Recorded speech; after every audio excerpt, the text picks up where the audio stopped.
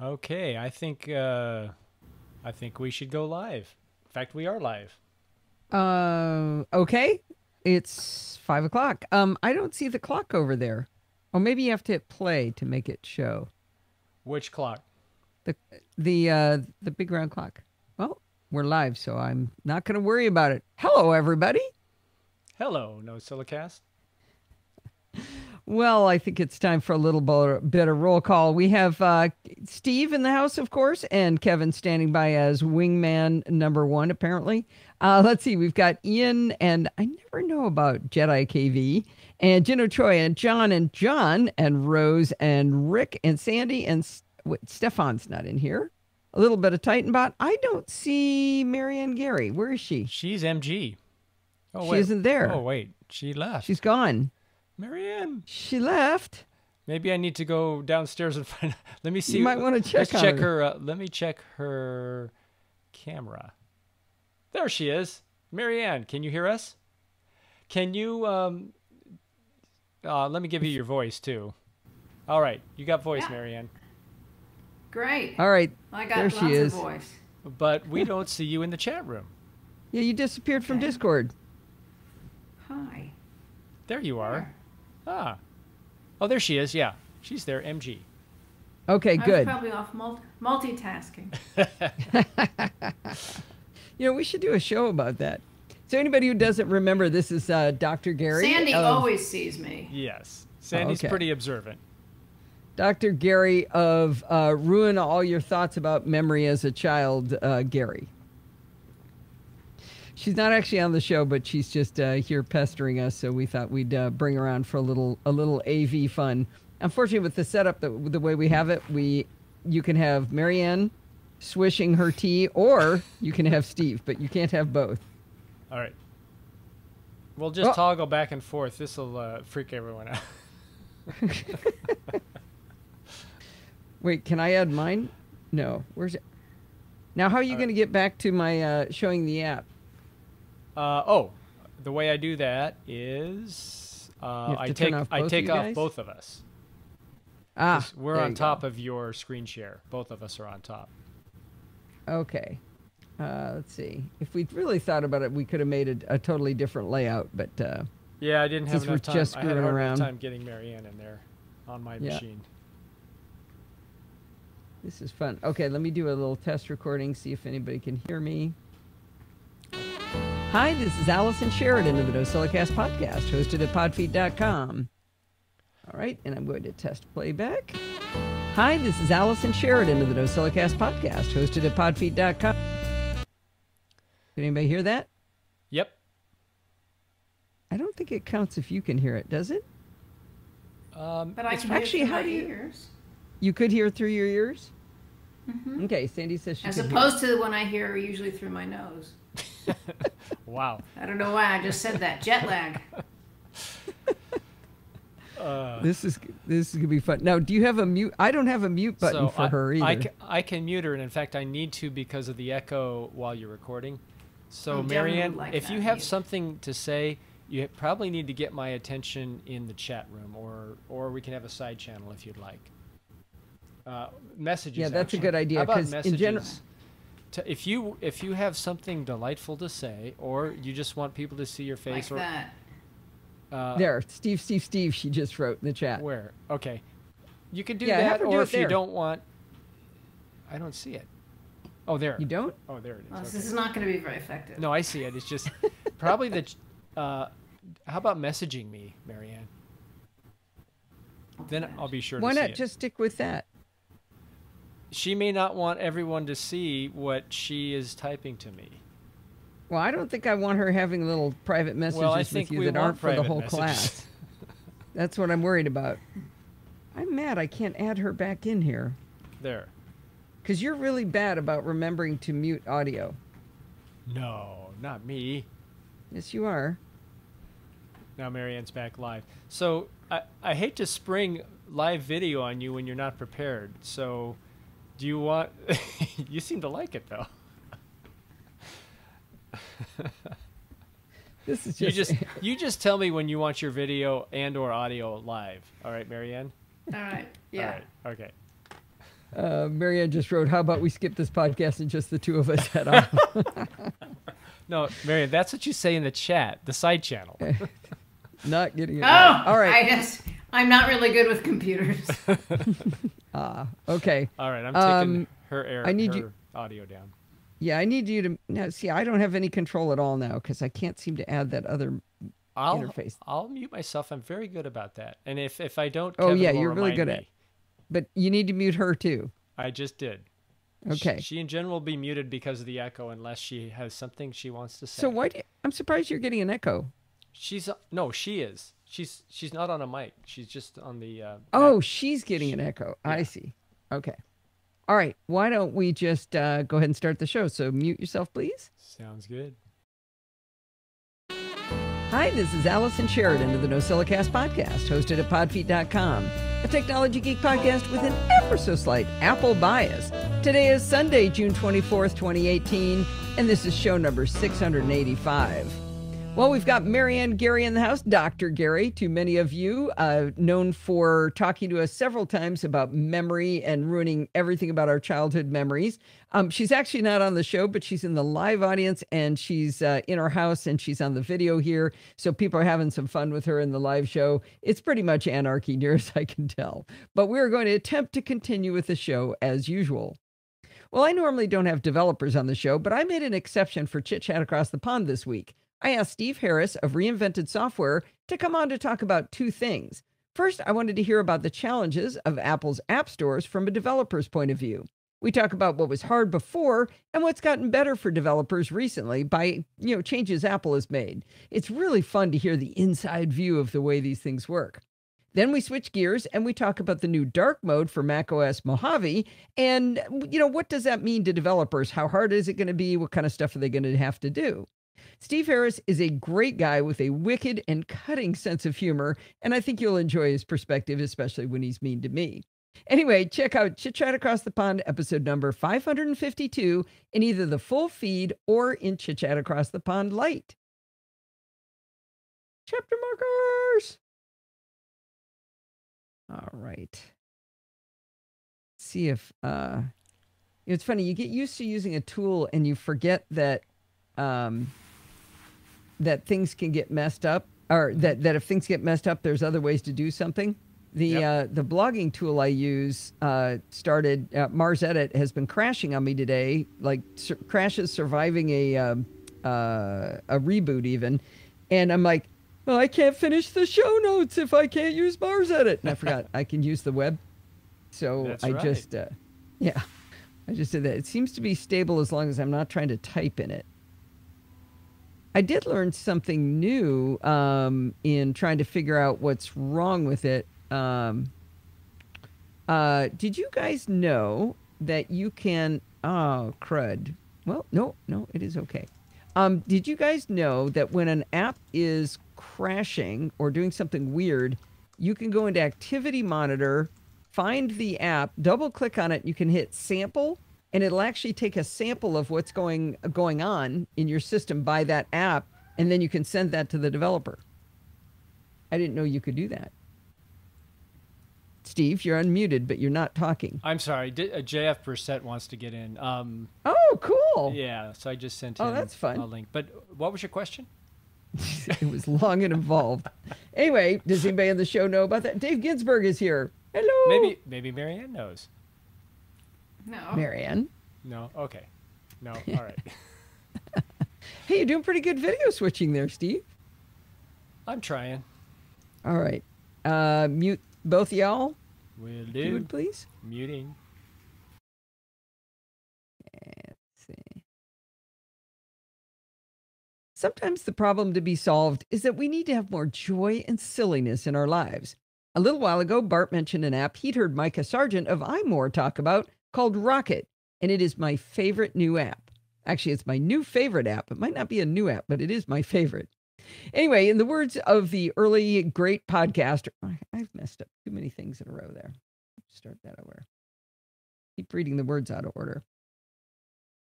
Sometimes the problem that he's...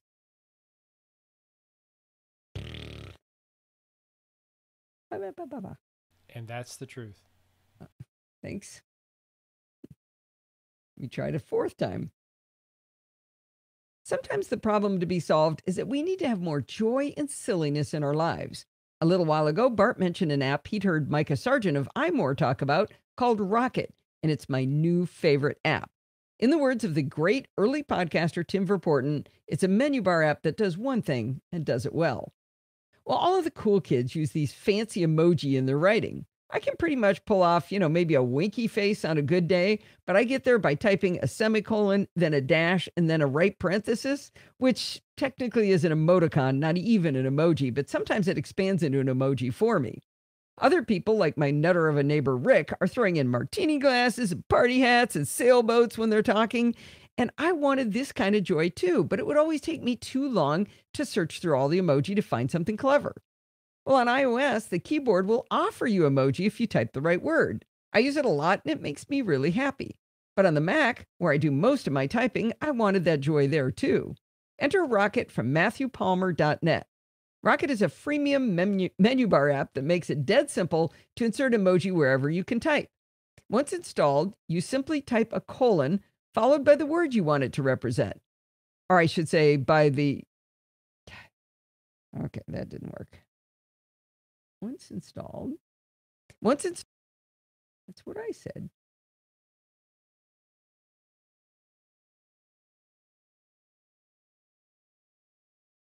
Once installed, simply type a colon and follow it by the word you want to represent with an emoji. For example, type colon and a rocket and... God dang it, I am not on my game. Once installed, simply type a colon and follow it by the word you want to represent with an emoji. For example, type colon and rocket, and you get a choice of a female astronaut, a male astronaut who looks suspiciously like Commander Hatfield, depending on your operating system and browser, or a rocket. Now, I'm old enough that I have to control zoom to tell which one is which between the women and the man, but isn't that cool? One of the fun things about emoji is how much more inclusive they are lately. Rocket lets you choose your skin color in the Preferences pane, so you don't have to select it every time you insert an emoji like you do on iOS. Rocket also lets you disable itself in certain apps. It's preloaded to disable itself in apps like Slack, HipChat, and Terminal. Be a little weird to have emoji in the terminal, right? Anyway, the first two are in the category of things that already have emoji built in, Slack and HipChat, and the third is apps in which you don't want emoji at all. If you're starting to use emoji on the web, you can disable it on certain websites too.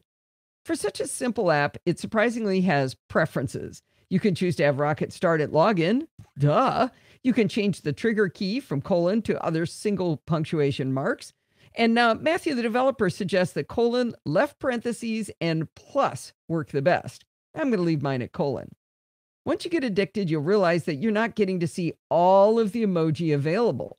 For example, colon martini does not find the martini glass that Rick keeps sending me. Alas, it's time to pony up $5 to get the full capability of Rocket. Not only do you get the full emoji search, you can use shortcuts and descriptions to find them. You can also get GIFs and stickers because, you know what, life is just not silly enough, and multi-emoji shortcuts. I wasn't sure what those were before I bought it, but I totally need those, right? Well, because I'm a team player, I paid the $4.99 to go pro on Rocket. Now I can type banjo or violin. What did I type in the show notes? Has the emoji, and I'm not sure what that was. I think that was a violin and martini, like the big kids. Actually, I'm going to redo that too. Well, because I'm a team. Actually, Steve, can I give you a typo to fix? Sure. Look for HipChat. It's HIIP, and it should be HIP. HipChat. HIIP. Well, because I'm a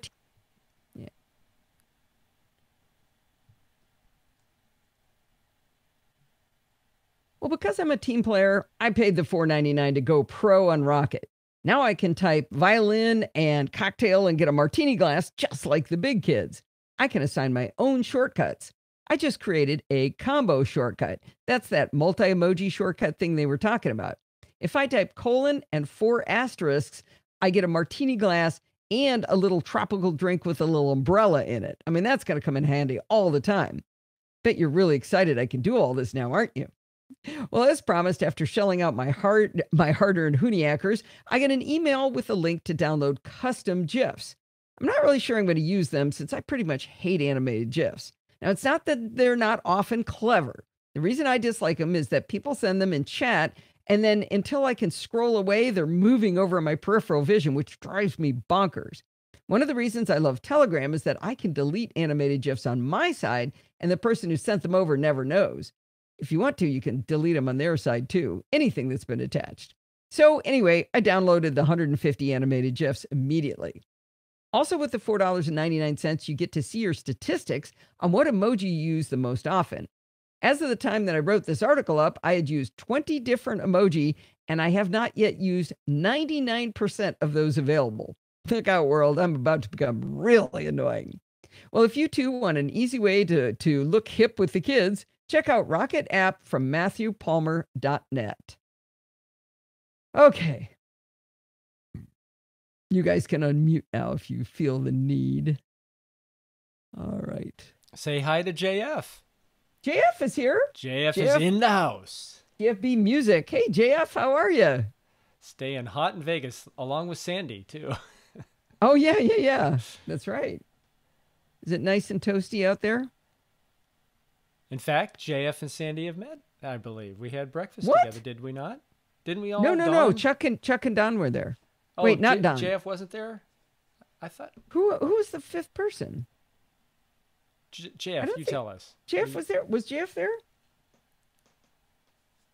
This is, we're talking about CES, right? No, that was at NAB. So I don't think Don was at NAB. Maybe it was. But I remember there being 5 people. It was yeah, Don? it must have been Chuck and Don, not. Okay. Yeah. Oh, sorry about that. Yeah, you wouldn't forget Sandy. Oh, I need to. She made fun of Chuck immediately, so she was awesome. I'm giving Marianne voice. You have voice, Marianne, if you want it. Oh. There. She's cry. live. All right. And That's a nice sparkless bottle on your right. Doing a little free advertising. No, who's that woman on Vanna White? Vanna White, that's it. All right. This next one is cool. If you guys like photos. Whose video? Now it's back. Who? Marianne's. Who? Dr. Gary. Dr. Gary. Let's see. PHB. All right. That's what I wanted. And I can do this. I can copy this. I can't believe I got enough written. It was looking dicey, guys. Smirnoff label on that bottle. John That's a big says. one. Big 5 gallons of vodka. All right, so I'm going to now read. Where is it? This one. You know what? This is bad. Did you fix Hip Chat, by the way? I did. I'm actually hearing the Wise pan cam as the motor cycles every 10 seconds through Marianne's mic. So that's another way you can watch her. We've really gotten crazy with the Wise cams. They're everywhere. So there's one in the kitchen right now. I can't hear it. How can you hear Every 10 seconds. Really? Just wait 10 seconds. It goes. Be quiet for 10 seconds. Enough to get Podfeet through a single show.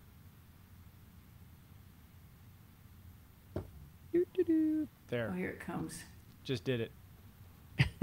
Here it comes. All right, I'm going to keep going, guys. All right, muting. Both. I think I actually heard the Wise cam there for a second. Okay. Yeah. All right, here we go. Yes, you did.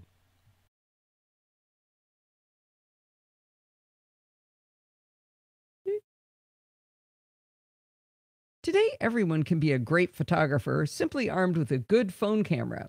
You may not care about your photos and only take them for your own enjoyment, or you might be quite serious about your photography.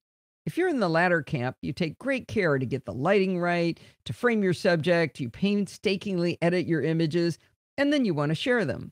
If so, you might want to add a subtle watermark to your images before posting them so people know that you were the artist who created these images. Years ago, I went on a valiant search for an easy app to add watermarks to my images. I did not find an easy app, but I found a plugin for Aperture that was, I gotta say, janky at best and failed quite regularly the rest of the time. Then I learned how in Affinity Photo, you can actually create a brush that is your watermark. It's a pretty advanced technique, and I've simply never gotten around to creating one, but I've watched the videos on how to do it quite often. Well, there's a new kit in town, or maybe I just found this kit in town, to add watermarks to your images that's a lot easier and more reliable than any of those techniques. It's called PhotoBulk from Ultima for the Mac. You may recognize that name as the people who brought us Cloud Mounter that I reviewed back in February. PhotoBulk does a lot more than just watermark your photos. You can also resize and rename your images, and the bulk in PhotoBulk is there because it means you can batch process a series of photos all at once. Let's start by looking at the watermarking features in PhotoBulk. When you first open PhotoBulk, you'll see three panes. The rightmost is a preview pane. The background of this empty pane has kind of this dim image of like a mountain with a moon or a sun on it, suggesting that this is where you would preview your images. In fact, below the preview pane, it says to either select the plus button or drag and drop images right onto that preview pane. Images dragged onto this preview pane will become part of what they call the gallery. It's probably the right idea to drag the images onto the preview pane before going any further, but I'm actually going to explain it the other way around. It will eventually become clear why I'm going right to left and backward. At least I hope it's going to become clear. I'm not really sure. You can tell me. Well, the center pane is where you'll be putting your bulk settings. These are the adjustments that you want to make in the batch mode to all of the images you add to the gallery. When you start, it's blank, other than an invitation to choose options from the list in the left sidebar. In that list, you're going to see watermark, followed by two post-processing tools, resize and optimize. There are also three options under export, format, or under export, I should say. There's format, metadata, and rename. Well, each of these options is applied by selecting the checkbox next to it. If you select watermark, you'll now see under bulk settings the default of a text watermark. On the preview pane for the gallery, you'll see a giant text box has been plopped into the middle of the screen. It has this very tempting blue handles, which you can use to resize, move, and even rotate the text box. In the watermark option you just added in bulk settings, you can change the font size, color, and make it underlined. Not sure why you want it underlined, but okay. Anyway, it's very important to make your watermarks subtle so they don't distract too much from your image, and you can accomplish this with an opacity slider on that same control for the watermark. Now let's say we've written @podfeed as our text. We've shrunk it down and placed it in the corner with 50% opacity. That's looking pretty good, but we want to dress it up a little bit. How about adding some actual pod feet to our watermark? To add a second watermark, you tap the plus button on the watermark block you just added. A nice pull down shows you the option of text, image, date stamp, or script. We're going to choose image this time around. This plops in a 58 by 58 pixel image icon, again with blue handles for resizing and moving and rotating. In the new watermark option, you'll see a browse button to find your artwork in order to insert it. You can use the precision numbers in the block to resize that image, but you know what? We're being all artsy-fartsy here, so we'll just use those handles to resize and rotate and move it the same way we did our text. As you select your text or icon in the preview pane, the interface is really, really good. It lights up the blue handles, and at the same time, you get a matching blue line on the watermark option, so you can immediately focus your attention on the right elements setting. So it's just super, super intuitive. You can also add a date stamp to your images, which I guess would be useful if you're maybe making a contact sheet for a client and you want to show the date on all of them. If you're creating images for a stock photo site, you might want a really obvious watermark that's kind of splatted all over the image so nobody can use it for anything else. PhotoBulk calls this option script. Instead of a subtle watermark in the corner, script plops the same word all over the page, spaced a bit far apart. It has a circle with a radius line that has a little blue handle, and that allows you to rotate the words till they're at the angle you choose. I'm not working in that world, so let's get back to our simpler example. Let's say we're pretty pleased with our watermark now with some jauntily rotated pod feet next to the Twitter handle. It's time to drag some images into the preview pane. The first time I did this, I dragged in a handful of images of dramatically different dimensions, and my watermarks turned into a hot mess. Every one of them looked different. On some, the feet were on top of the words, while on others, the icon and text were so teeny I could barely read them. At first, I thought photo bulk was going to require us to only batch process images that were all the same size. By the way, this is why I told you the story in reverse so I could tell you how I did it wrong. Well, I was really bummed about this. I thought, man, if they all got to be the same size, that's not going to be as helpful as I thought. But I wrote to the developer, and he pointed me to a tiny lock symbol next to each of the watermark elements in bulk settings. If you hover over the lock, it says, the little tooltip says, keep watermark size proportional to each image. Well, I rearranged my text and icon and then hit the lock and dragged in 5 completely disparately sized images, and they all scaled beautifully. At this point, you can select Start, and PhotoBulk will very quickly add the watermark to your images, placing them in a folder of your choosing. So let's see what else we can do with PhotoBulk. The images that come out of our phones are huge, and those from some big girl cameras are even larger. I don't know why I said it like that. Save. Jumbo shrimp. Oh, kiwi spoon's here too. Jumbo shrimp, kiwi spoon. Jumbo shrimp isn't. I got the two mixed up. I can see that. I was giving kiwi spoon images that credit for keeping you from pod fading, and it was jumbo shrimp. Oh, well, when you got a good Twitter handle. Yeah. I think they're all from down under, though. In fact, I think we have 3 people here from down under. Oh, actually, Mary you're right. Ann, we've got Rose, and we've got Kiwi Spoon. Yeah. It's not time for chapter marks yet. 2 of whom. So here's where New Zealand actually outnumbers Australia. Doesn't happen often.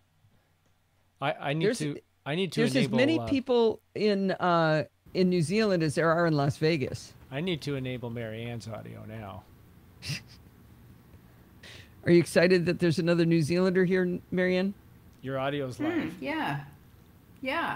I can tell. Yeah, although, well, it's kind of weird because the kiwi is the bird, so it's just kiwi spoon is kind of disturbing. Oh, like you don't want a spoon of kiwi? Oh, well, maybe. I thought a kiwi is that fruit. No, that's kiwi fruit, one word, kiwi fruit. So Really? that you don't confuse it with the bird, which is like a national treasure. That only occurs, I think, in New Zealand. Here we just call them kiwis. And usually we think of the fruit, not the bird. A lot of things are unusual about the United States. Yes. So I just looked it up in dictionary, and it says kiwi fruit, 2 words. It says it's 2 words for kiwi fruit. But the first definition is a flightless New Zealand bird. So... the national icon bird. Kiwi Spoon, who is Stephen, by the way. Please tell us how you picked your name. Is it after the bird or the fruit? Oh, yeah, Stephen from New Zealand. I know him. You do? We all know each other. Yes. There's only like... There's only 80 there, right? It's not that big of a country. Boom. Wait, where's Alistair?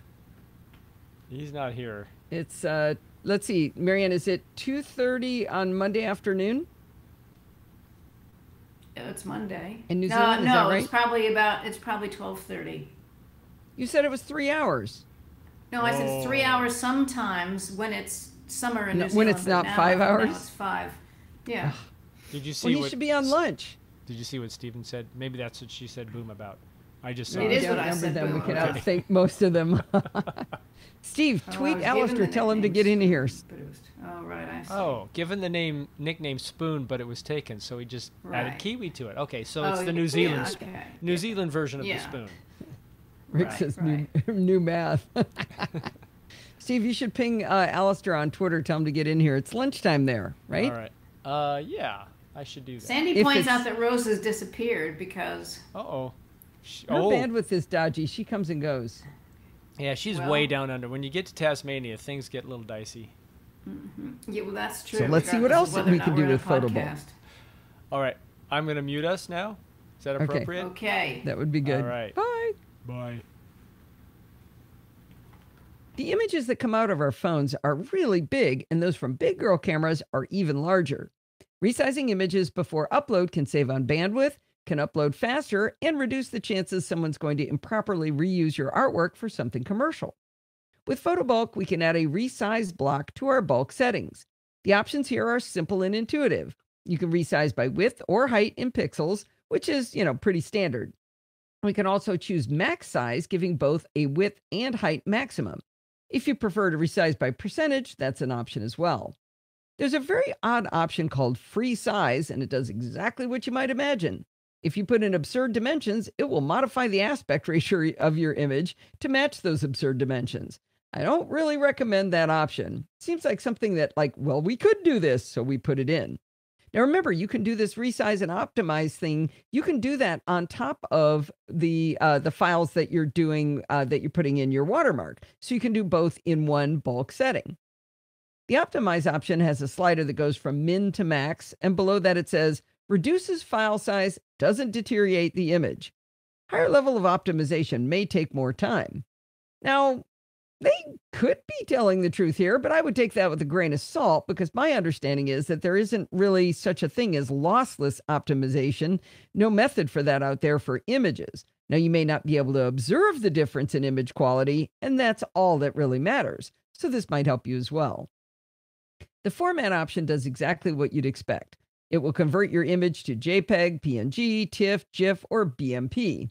Don't use BMP, that's a bitmap. Don't do it. It's just a bad thing. Don't do it. Anyway, JPEG alone has a slider for the quality and a checkbox to keep the original quality if you so desire.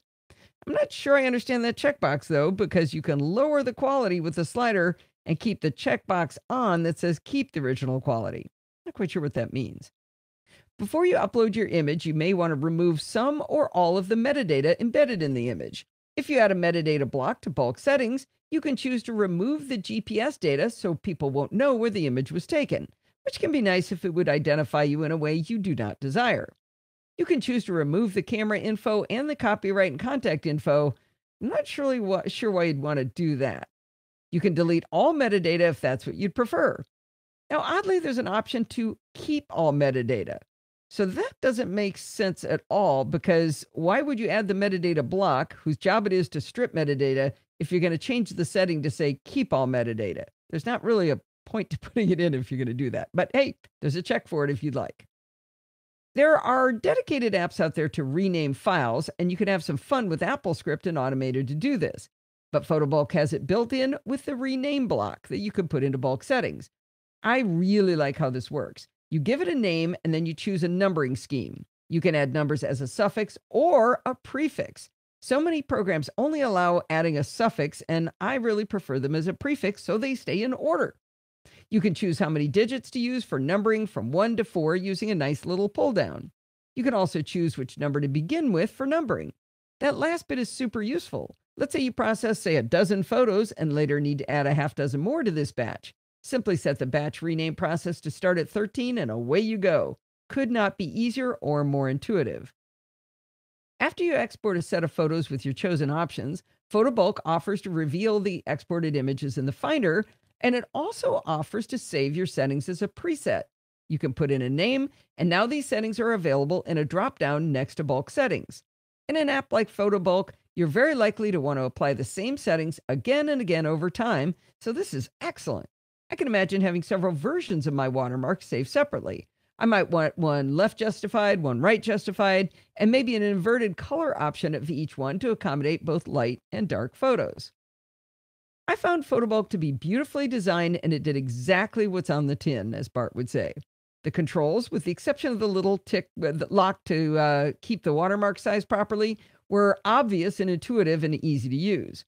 If you need an app to add custom watermarks and also resize and rename your images on macOS, I think PhotoBulk is a great option, and it's $9.99 in the Mac App Store. Okay. Whew. Unmute everybody. Unleash the hounds.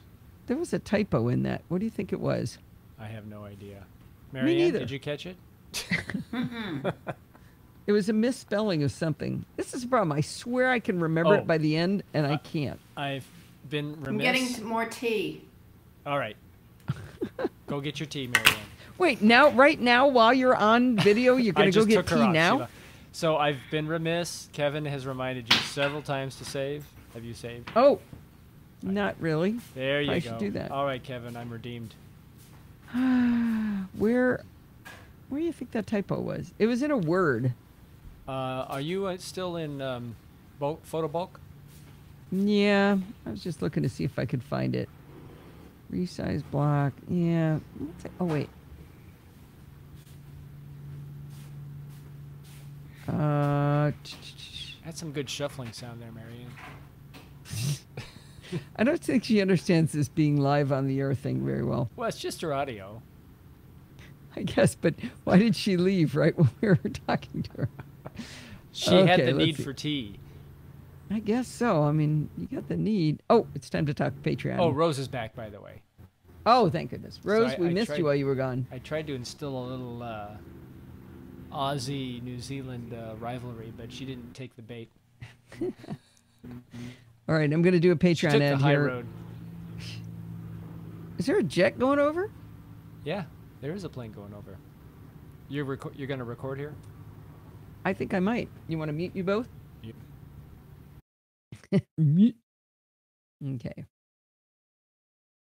You know what's really cool about using Patreon to give your support to the podcasters that bring you value? It's that you can change your pledge at any time. Let's say you run out of funds. You can lower or cancel your pledge altogether. Guess what else you can do? If you start thinking, dang, I get even more value out of this show than I first thought, you can actually raise your pledge. That's what good friend of the show, Dick Nelson, did just last week. If you want to become a patron of the arts, as it were, or raise a pledge you've already done, head on over to podfeet.com/Patreon and show your support for the Podfeet podcast, just like Dick did this week. Okay. All right. Time for, this is going to be, it's time for a snooze fest now. We're going to talk about compression, encryption, You're really and selling it there, archive. Podfeet.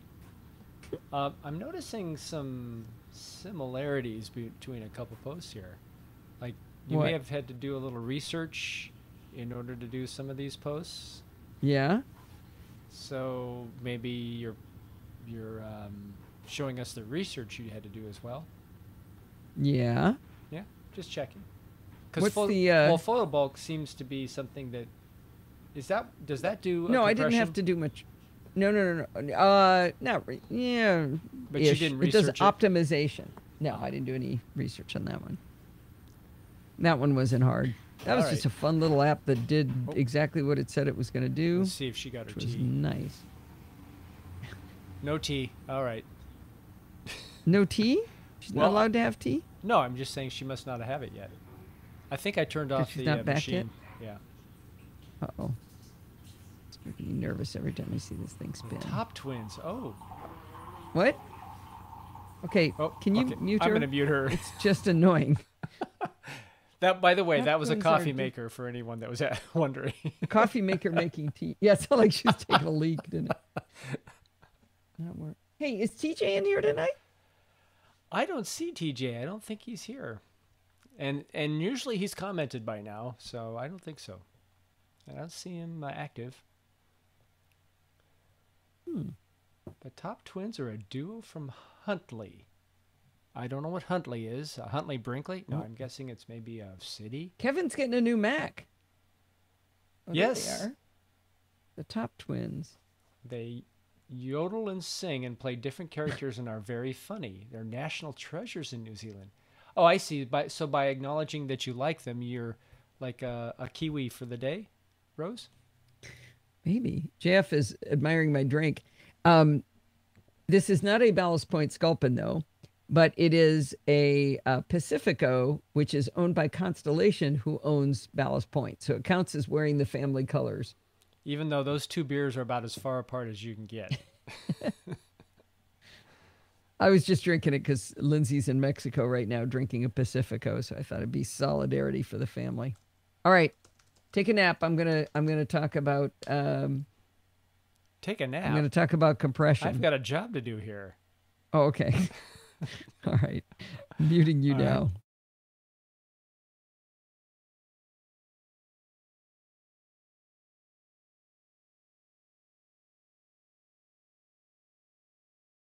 One of the hardest videos I've done in I don't know how long for Screencasts Online is the one that was just published for an app called Keka. Keka is a sweet little $2 app designed to compress and expand files on your Mac. Keka itself is simple and easy to use, but understanding the technologies behind it was where the real effort came in.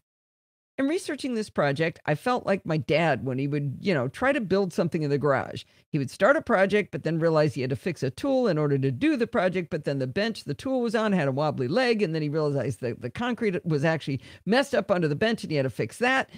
Yeah, this was one of those kind of projects. I thought it might be informative to teach you what I learned behind the scenes in order to explain Keka. There are three basic concepts involved, and it was trying to learn the differences where things got really interesting. There's archive, compression, and encryption.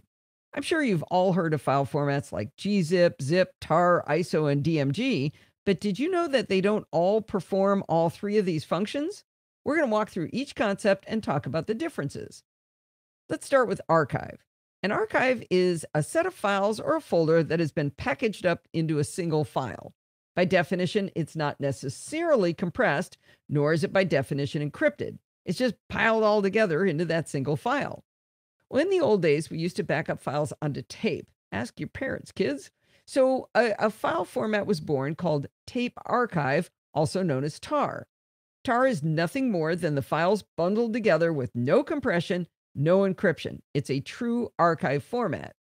Another archive format with which you might be familiar is ISO.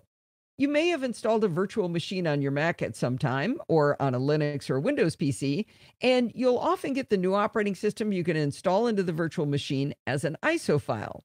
ISO files look like a CD or a DVD to the virtual machine, so you're able to install using that ISO file.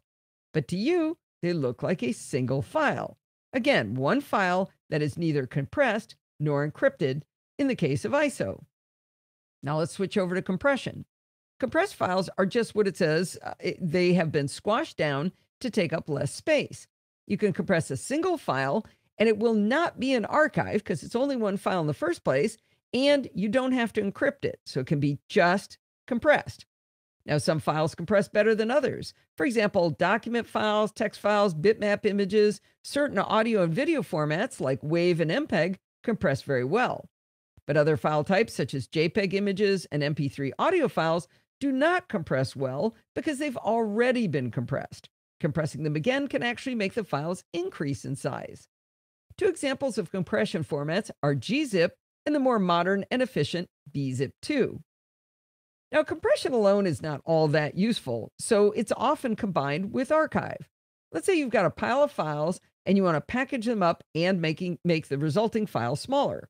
A common way to do this is to apply both algorithms together, some compression and archive. To archive the files together, we often use our friend tar that I talked about earlier, and then compress with something like gzip or bzip2. When both compression and archives are applied together, the resulting file gets an extension with a combination of these letters.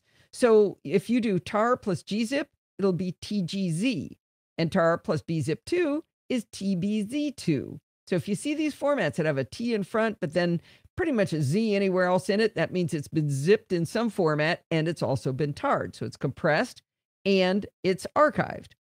Now, we talked about ISO as an archive format. Turns out you can't actually let archive play in the compression or encryption game. ISO is only archive, can't do anything else.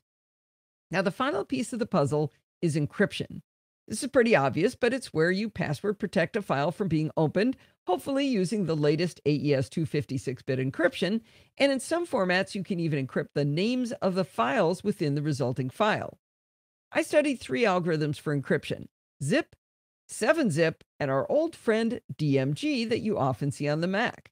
It turns out that all three of these formats can do all three things. They can archive, compress, and encrypt. They don't need to be combined with another algorithm to do all three. Now, encryption isn't mandatory with these algorithms, but you can encrypt with them all. Note that gzip, bzip2, tar, and ISO, none of those support encryption. So the only ones that can really do encryption in the list that I've been talking about so far is zip, 7-zip, and DMG. Now, lest you think that I've explored every algorithm and defined them all here, let me set your mind at ease. There are positively pages and pages of standards, and I put air quotes around that, written up in Wikipedia under archive, compression, and encryption. The contributing authors on those pages have valiantly tried to explain which technologies only do archive, which ones do compression, which ones do some of both. I spent days lost in the mire reading these pages and trying to sort all this out. Now, if you'd like to see all of this laid out in nice video form and then learn about the super secret hidden map app on your Mac entitled Archive Utility and learn how janky it really is and why you shouldn't use it, and then learn how easy Keka makes your life for only $2, check out Screencast Online show number 745. Of course, a link in the show notes. In that episode, I just really go through all of this, and it's really visual, and I think you'll really enjoy it. And you get to learn how to use Keka. Screencast Online is a subscription tutorial service, but you can get a free trial and watch the show about Keka and the entire back archive. Not that kind of archive. Or you can wait until next month's Screencast Online magazine and just buy it one issue at a time. You'll get the Keka video and a bunch of articles and other videos along with that.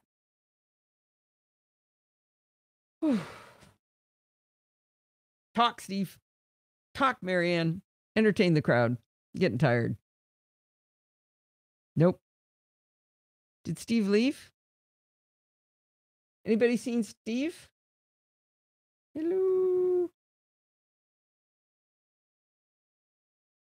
Where's Steve and MG? Steve? He left. Allison, look at John's photo. Let's see, I've got Steve unmuted. What is that?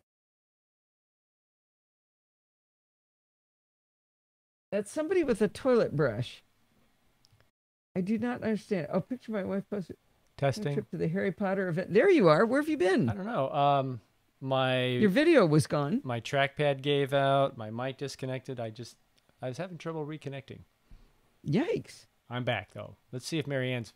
Allison, you were supposed to sing to John. What? And they were there's talking Marianne. about leaving together, John says. Marianne's back. Look what John wrote. He said, while they were talking about leaving together. Why am I supposed to sing to John? We did. Somebody's sword fighting with a toilet brush. There must be a whole story behind this. But John, you were not supposed to say that. Allison right? That should was sing just to between you. us. Oh. I'm just a girl who can't say no. I'm in a terrible fix. No. Who asked you to I sing always this? say Oh. He sucks all joy out of me. All right, go ahead, girl. You sing it. Girl? Girl? Sing it loud. Sing it loud, sing it proud. Sing it proud. No, maybe I don't feel like it now. Let's see. I swear I'm hearing that wise cam scan every 10 seconds. Okay, let's be very, very quiet and see if we can hear it. That was it. Yep, I heard it.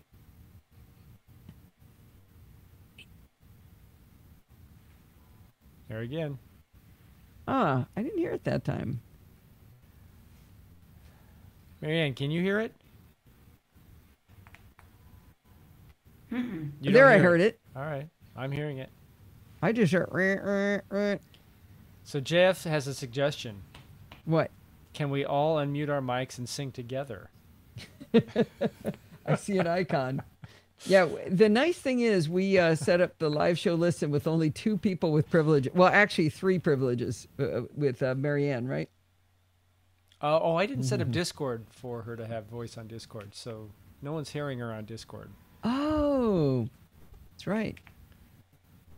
All right, we're going to have a public service announcement now. Uh-oh. Oh, yes.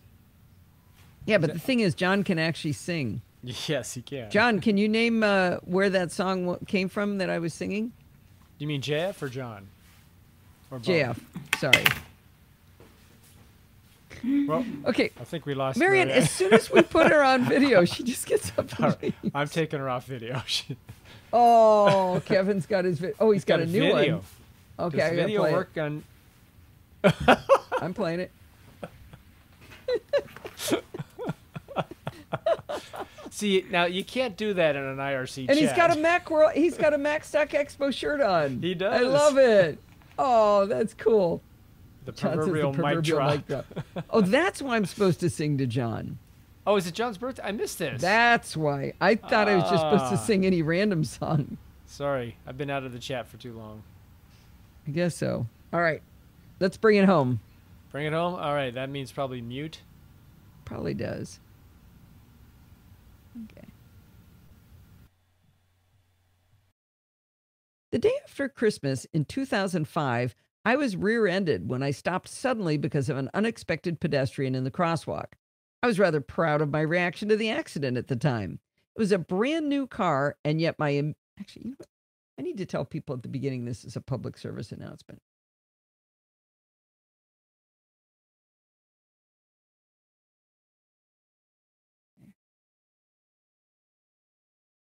I would like to do a public service announcement next. The day after Christmas in 2005, I was rear ended when I stopped suddenly because of an unexpected pedestrian in the crosswalk. I was rather proud of my maturity and my reaction to the accident at the time. This was a brand new car, and yet my immediate reaction was, thank goodness no one got hurt. The young man who hit me pulled over as expected, and we exchanged insurance information. I pulled out my point and shoot camera. iPhone had not yet been invented, and I started snapping pictures of the damage to my car and, more importantly, to his car. I captured my smashed up bumper and the broken headlight on his car. I also made sure to get his license plate in at least one photo. I did this because I thought maybe I would need those photos at a later date if he tried to claim that he didn't do it. He turned out to be a stand-up young man, and his mother was even more stand-up when her insurance paid for the rather extensive damage to my new car. It all worked out, and I never needed that photo. Fast forward to August of 2007, when we took a trip to Italy. On our way back to the airport to leave for home, we were hit by a motorcyclist from behind on our left side as Steve made a left turn from the left lane. The motorcyclist used the oncoming traffic lane to attempt to pass us on our left on a city street while we were turning left. To say this was a distressing situation would be an understatement. Was Kyle okay, as it was his door that got hit? Was the guy okay? Was it our fault? Would we make our flight? How does one deal with accidents in Italy? We don't even know. And we don't speak Italian, and the motorcyclist did not speak English, which made it even more stressful. We pulled over, and the motorcyclist called his son, who spoke some limited English. The son filled out some paperwork that was in our glove compartment and had Steve and his father sign the document. Although the son communicated to us in English what he had written on the form, we had no idea what he actually wrote since it was in Italian. It seemed we had no choice but to trust that he wrote down what he told us. While the paperwork was being filled out, I took out my Nikon D40 and I started taking photos. I made sure to get the damage to our car, the damage to the motorcycle, and a photograph of the intersection. But probably the most important photo I took was when the motorcyclist used his right knee to support the document so he could sign it. This was important because he had hit us on the right side of his motorcycle. So if he'd injured anything, it would have been that right knee. I figured if he came back later and claimed an injury, I'd be able to show he wasn't favoring that knee after the accident. We went on to the airport after filling out the paperwork, and the rental car agency asked for $1,000 to fix the damage, sight unseen on the car. That was a small price to pay to be sure we could get on that plane. We were allowed to go home, and nothing further ever happened. My photos were never needed. I told you those first two stories so I could tell you this story. 3 months ago, we got rear-ended on the freeway in Los Angeles. We were quite shaken as Tesla was right in the cargo area where we were hit, and more importantly, we had our grandson Forbes in the car with us. Fortunately, everyone was okay. In heavy traffic, Steve started to pull over, and the blue truck that hit us started to pull over too. But there was something odd about the way he was moving over. He'd move one lane over and then move back. He'd go farther behind us and then he'd come up beside us. As he started this back and forth action, I grabbed my iPhone 10 and I started to take photos as fast as I could. In this situation, my hands were shaking with the adrenaline from the situation, so I got blurry photos of Steve's headrest, the carpeting inside our car, and a partial shot out the back left window showing just a bit of his car. But I kept at it, and eventually I got a shot of him as he got right beside us, showing a profile view of him wearing a baseball cap in the driver's seat. I kept snapping away at my camera as he passed us to the left and sped away. Yep, it was a hit and run. Well, Steve pulled off the freeway at the first available opportunity and called the California Highway Patrol, or CHP as we call them. While we awaited the CHP officer's arrival, Forbes calmed me down, and then I calmed Tesla down. After that, I took out my phone and began to look at the pictures I'd taken.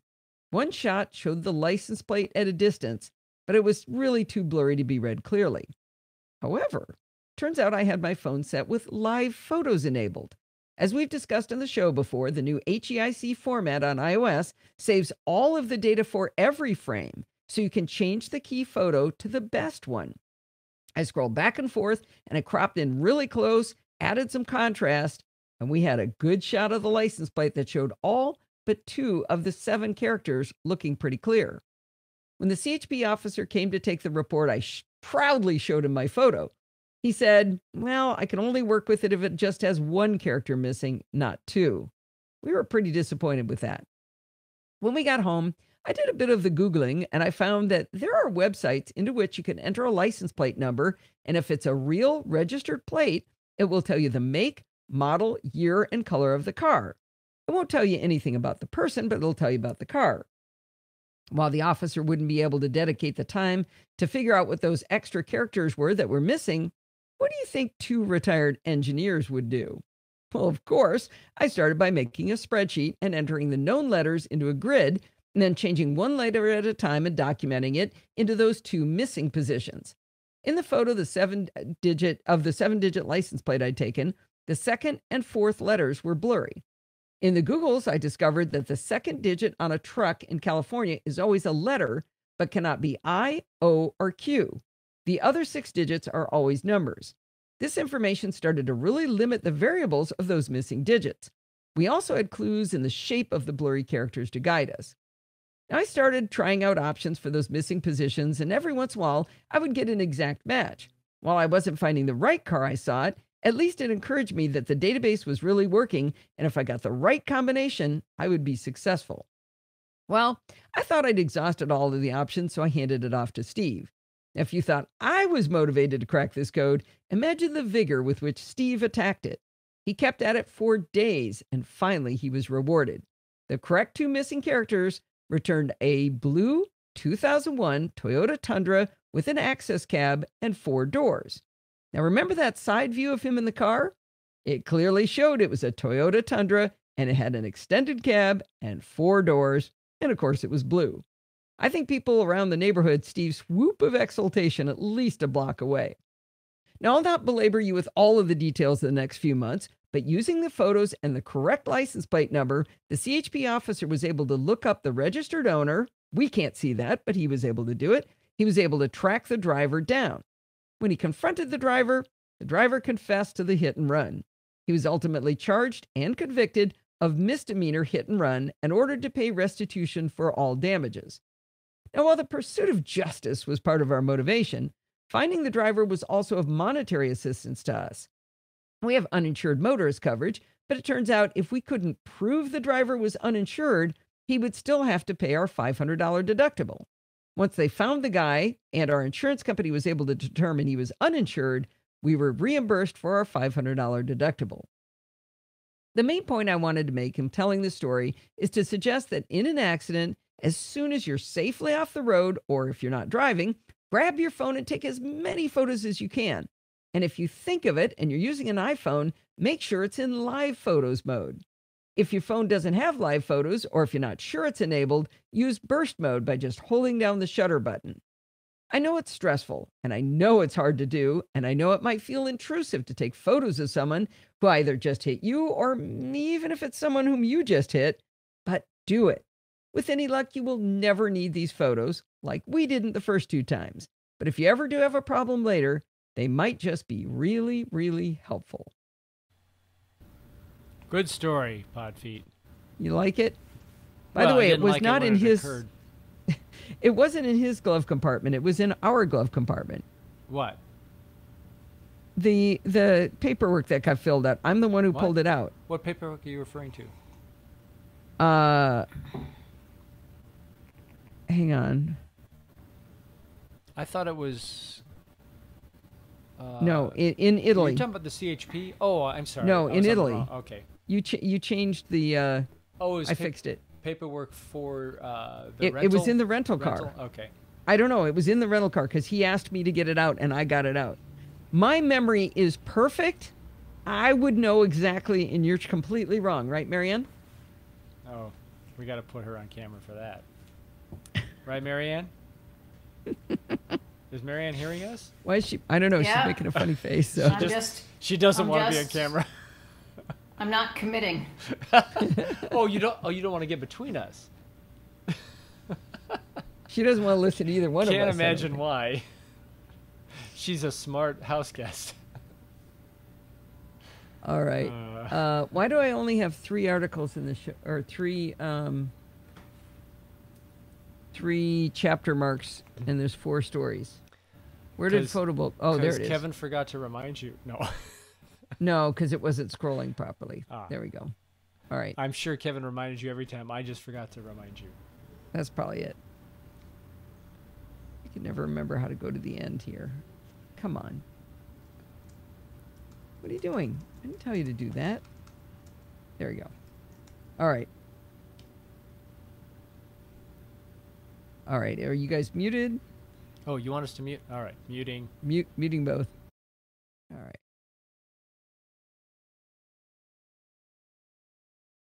Well, that's going to wind up this show for this week. I know it's a little bit shorter than usual, but hey, you're probably not even done listening to last week's show. It was so long, so you'll be fine, Steven. Anyway, don't forget to send in your dumb questions, comments, and suggestions. You can email me your dumb comments, questions, and suggestions at allison@podfeet.com. If you want to follow me on Twitter, you can try me out at Podfeet. Remember, everything good starts with podfeet.com. You want to become a patron? Go to podfeet.com/Patreon. Want to join our Facebook group? Podfeet.com/Patreon. Whoops. Podfeet.com/Facebook. Made a mistake there. If you want, now start that over. Damn it. I mean, darn it. Sorry. Remember, sorry. Did you unmute just to clear your throat at me? That was for swearing. Hey, there's no kids in here today. Oh, I don't want, you know what? I don't want to upset Marianne's delicate sensibilities.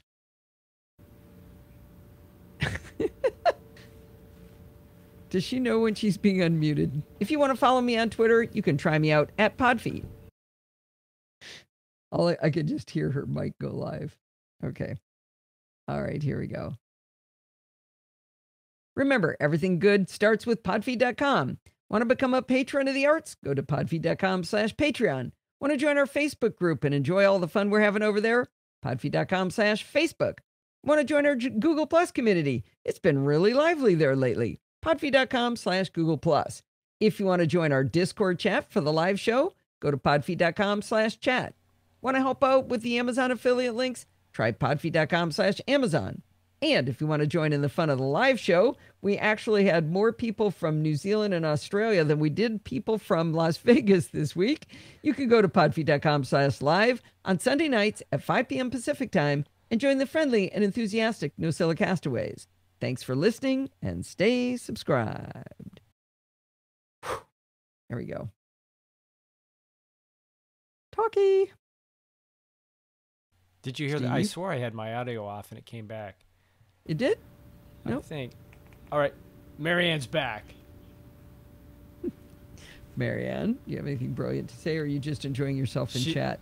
NZ represent. She's saying it all in chat. That's all she has to do. I think that also with just following up on your car story, I think that people should try and write something down as soon as it happens. Oh, I forgot about that. In fact, what was your other suggestion? Yeah, that's okay. But you might be tempted to pick up your phone and say something into the phone, but I mean, ideally, you wouldn't say it in front of another person, so that you would go and say something separate from Steve, so that you wouldn't influence each other. Interesting. So Because the problem is, if one of you saw something and then you add to or each remembered other. something incorrectly, you could make each other's memory inaccurate. So even she's saying just grab your phone and go into the voice recorder and just record something. Well, as long as you could do that, as long as the other person doesn't hear you, but you should do that Right. independently of each other. Otherwise, just jot it down. Yeah. So that's interesting because the first recounting I gave of the accident was to the CHP officer, but Allison was there, and I think we were kind of interjecting each other's thoughts about what had happened. That's because you were saying it wrong. What? Stay subscribed. Right? I don't think so. I know who I mean, that if was. it were if it were something that, because you said it was a misdemeanor, right? If it were something that was a huge, like a bank robbery, they would be doing this one. They should be doing this one at a time. Yeah. Yeah. Good. That's a good point. Yeah. But in any case, well, you don't. It doesn't even matter for that. And what matters is if you just go off and write things down, I suppose, so that you don't influence each other.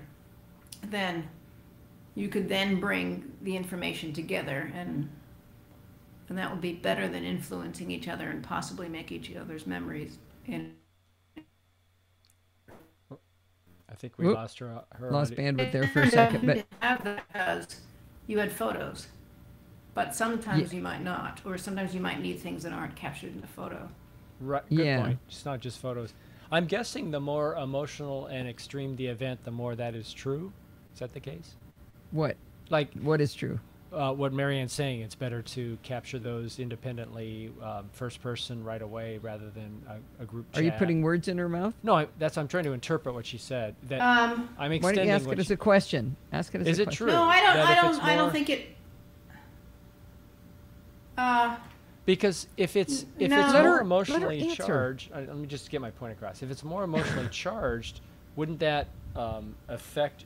Wouldn't your emotions affect your recounting of the scene of the event more so than a more mild event? No, I think we lost her. You're not. I mean, you're not.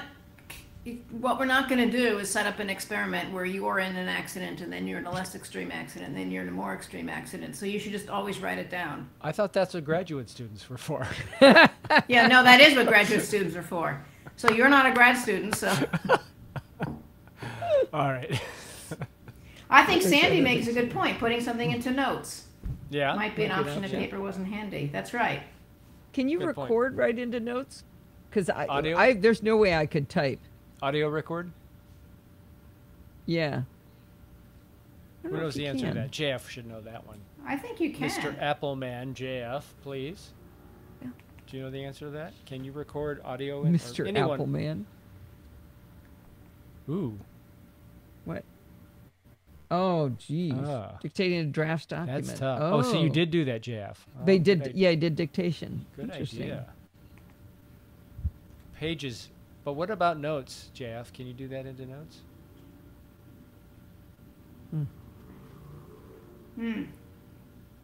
See ya, Rick. Bye, Rick. Oh, you still have it. Yikes. Contemporaneous recording. Is that the What does word? contemporaneous mean? On the spot at the moment, On the spot. Hmm. as it happens. Okay. JF says not that he knows of, but he will check. Being the responsible young Because I man think he I could is. record a lot more information if I could just say it, as opposed to, having to type correctly. Yeah, you could, but you just need to go, and it wouldn't be your instinct, right? Your instinct is to both of you get together, or all of you there get together and talk to each other. And what you need to do is the opposite of that, which is to separate and record. Yeah. And record either that's in what writing or speaking. So and just would that? facts. So obviously the reason to separate is to have exactly what you remember recorded, but is that does that make it better in court or something?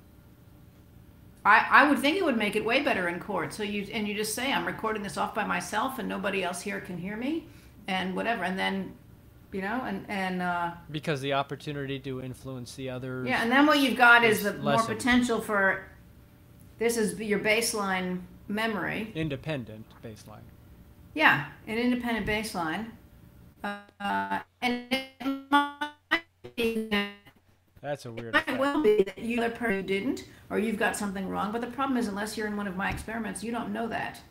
So the safest Yeah. thing to do is to go off and do something independently. And I would think it would be way better for court. Yeah. One advantage of doing it in an audio recording is those have timestamps. I mean, people can mess with it, of course, but you could say, Well, I this think is the Notes time tells of you day. when you record, when you create the Oh. note, doesn't it? But if you go back and edit it, it would probably show that too, right? Yeah. JF and Sandy are confirming that you can record audio into Notes, I believe, Oh. if I'm reading this right. Video as well, it looks like, but dictation. Huh. That's new. But JF really likes drafts. I'm A sorry. lot of people swear by drafts. Tell me a little bit about drafts. What is drafts? Allison? Is it? It's an app, isn't it? But is it a Mac? Yeah. Is Why it are you Apple? asking me? Is it an Apple app or I've never? No, or is it a it's an app. It's a third-party party, app. okay. I know one of the things you can do is dictate into drafts on your watch. But I Oh. thought it was for dictation. I didn't know it was for audio as well. Where text begins. iOS dictation mechanism that we're talking about. Oh, okay. Drafts is best because you could go in for much longer without interruption. Oh, I like that. So it is part of iOS. Part of the operating system. It's No. an Apple. No. It says iOS dictation I don't think so. I think I've mechanism. heard It's a Frederico. third-party app, Steve. But it's the iOS Why don't you dictation believe me? mechanism because of the words Jeff just typed. So It's the dictation mechanism comes from iOS. Oh, but they're using it. They're as an API. That's not actually an app provided by Apple. It's an iOS app. Yes. Okay. Still. Well, Because dictation is available in iOS, isn't it? Without another app. yes, he's not saying. He's saying you dictate into drafts using the same mechanism that you dictate into anything. But it's the fact that he's saying the advantage of drafts is that you can dictate longer. All right. So if you dictate normally, you can only dictate a couple of sentences before it goes, ah, it's too much. But he's saying you got can it. dictate longer. Got it. Okay, I didn't realize. Oh, Don that did a dictation. screencast on it recently. Oh, good to know. Well, how would JF know about that? It was Actually, it was Kevin. Okay. it was Kevin who said it. JF probably knows about that. Oh, it's the framework that Greg uses, but he hacked it in a brilliant way to make dictation last much longer. Oh, that's interesting. Huh. You ought to visit more often, JF. I told you he was smart, Steve. Please, yeah. Please join us, JF, more often. We like having It's you here. very fun of you to be here. Were you bored hearing the compression thing again? He has to watch my videos and edit them. And so he's heard the full explanation from the video before. Oh, that's good. Good point. Right.